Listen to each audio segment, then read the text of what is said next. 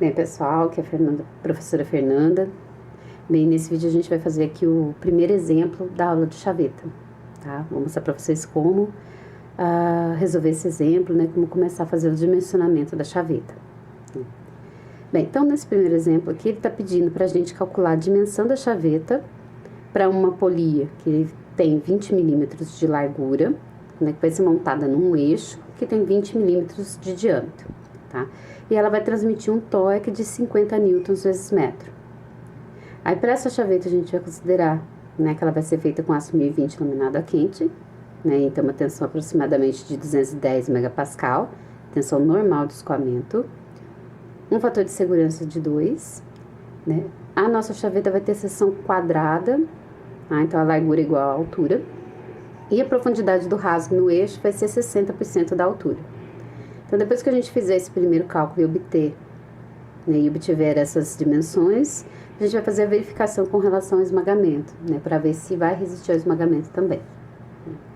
Então, como eu costumo falar para vocês, né, a gente sempre começa listando os dados conhecidos do nosso exercício para a gente poder visualizar melhor, né, o que a gente precisa fazer, qual equação a gente precisa usar, tá? Então, a gente tem aqui, né, que a largura da minha polia, que vai corresponder ao comprimento da minha chaveta, de 20 milímetros. Diâmetro do eixo, 20 milímetros. A tensão de escoamento, 210 megapascal. Fator de segurança igual a 2. Né? E aí a gente sabe que a largura é igual à altura na chaveta e a profundidade aqui do rasgo, 0,6 vezes a altura. Tá? Bem, então, desculpa, tô esquecendo aqui, hein? E o torque, 50 newtons vezes metro. Então, a primeira coisa que a gente vai fazer é determinar a força cisalhante, tá? Porque o exercício não deu, mas deu o torque. Então, é a partir do torque que a gente vai encontrar essa força, tá? Então, a gente viu na revisão, né, na aula passada, que o torque, um torque aplicado, né, num determinado elemento, ele é a força vezes a distância entre o ponto de aplicação e o centro de giro. No caso do eixo, a força é aplicada em apenas um ponto, né, no caso dessa montagem com uma chaveta. Então, vai ser a força cisalhante aqui, vezes a distância desse ponto de aplicação até o centro, que nesse caso é o próprio raio do meu eixo. Então, como a gente quer achar a força, eu vou isolar ela aqui na equação. Então, vai ficar que a força é igual ao momento torsor, né, o torque, dividido pelo raio. Prestar atenção aqui que eu tenho que entrar com o raio na fórmula em metros, eu não posso pôr em milímetros, tá? A única exceção, como eu sempre falo, é a fórmula da tensão, porque eu posso trabalhar com raio em milímetros e a tensão em megapascal. A força nunca muda, é sempre Newton, tá? Porque quando a gente faz aí a dedução das unidades de medidas, a gente encontra correspondência entre megapascal e newtons por milímetros quadrados. Por isso que eu posso usar milímetro lá. Aqui não, tá? Porque meu torque está dado em newton vezes metro, tá? Então, eu tenho que entrar com raio em metros. Se a gente olhar aqui, ó, o nosso eixo tem 20 milímetros de diâmetro. Então, o raio é metade, 10 milímetros. Para passar isso aqui de milímetro para metro, é só dividir por 1000. Então, isso aqui vai ficar 0,01 metros. Então, substituindo aqui na fórmula da força, a gente vai ter que o torque é 50, né, newton vezes metro, e o raio é 0,01 metros. Então, nossa força vai ser de 5.000 newtons. Bem, depois disso, eu preciso ter agora a tensão admissível de cisalhamento, porque a gente começa pela equação da tensão de cisalhamento. Só que o exercício me deu apenas a tensão de escoamento normal. Então, lembra na aula de rebite que eu comentei que quando a gente não tem informação da tensão de cisalhamento de escoamento, a gente pode, né, calcular aproximadamente aqui, né, que fica um valor próximo do tabelado. Então, a gente tem aqui, ó, que é a tensão de cisalhamento de escoamento, tá? Ela é aproximadamente 0,7 vezes a tensão normal de escoamento. Então, isso vai ficar 0,7 vezes 210 megapascal.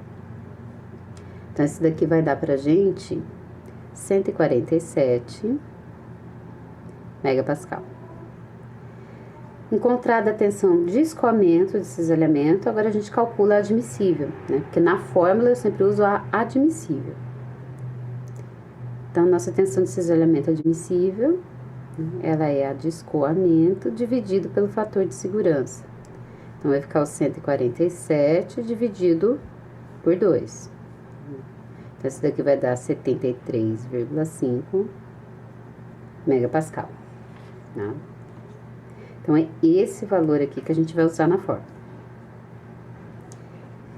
Né? Então, a fórmula aqui de tensão, como eu sempre falo, ela é força dividido por área, tá? Quem que é a área cisalhada na chaveta? É a largura da chaveta vezes o comprimento dela. Então, a gente está interessado em achar que é a largura, tá? Então, eu vou isolar ela na equação. Como ela está aqui embaixo dividindo, né, e a tensão admissível está aqui em cima multiplicando, eu vou só trocar de lugar.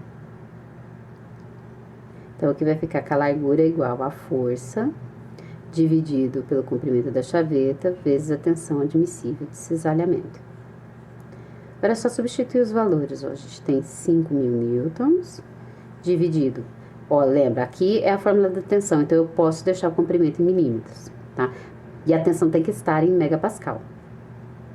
O comprimento é 20 milímetros, né, como o exercício deu pra gente, e a admissível a gente acabou de calcular, 73,5. Então, isso aqui vai dar pra mim uma largura de 3,40 milímetros. Tá? Então, nesse primeiro cálculo, a gente tem aqui como dimensões da chaveta a largura, igual a 3,40 milímetros, a altura, né, que o exercício diz que é seção quadrada, então também são 3,40 milímetros, e a profundidade do rasgo, né, que é 60% da altura. Então, isso daqui vai dar 2,04 milímetros. Então, essas são é a primeira estimativa das dimensões da minha chaveta. Então, agora eu preciso conferir o esmagamento. Eu tenho que ver se essas dimensões aqui vão suportar o esforço de esmagamento. Então, vamos calcular aqui a tensão de esmagamento.